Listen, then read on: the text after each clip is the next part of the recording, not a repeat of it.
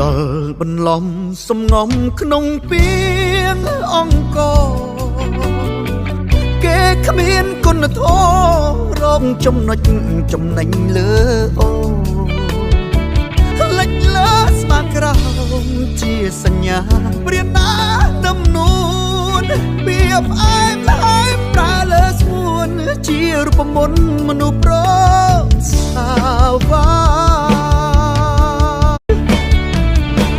ដល់បន្លំសំងំក្នុងពីងអង្គគេគ្មានគុណធម៌រងចំណុចចំណេញលើអូ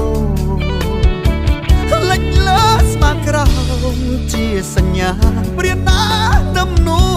នពីផ្អែមហើយប្រើលើស្មួនជារូបមន្តមនុស្ស